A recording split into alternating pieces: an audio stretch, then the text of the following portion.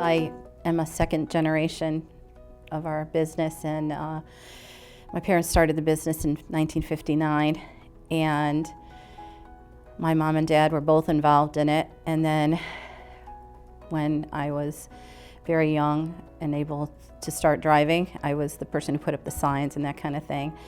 And then the last day of my junior year of high school, I wasn't in school. I drove to Hartford and took the real estate test. And at that time, the real estate commissioners were the proctors who walked around the room.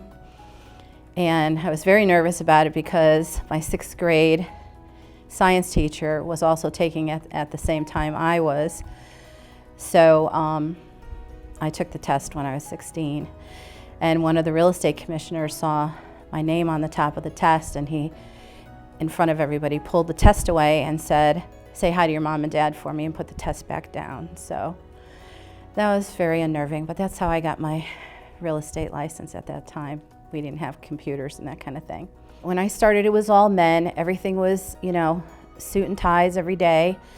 And the whole vibe of real estate at that point was you had to look and act successful so that people would want to be associated with you and work with you because they wanted to be with someone who was successful.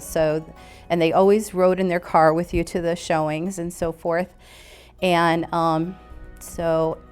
and before phones, there were CB radios. We had CB radios in the car to communicate with our offices and things like that.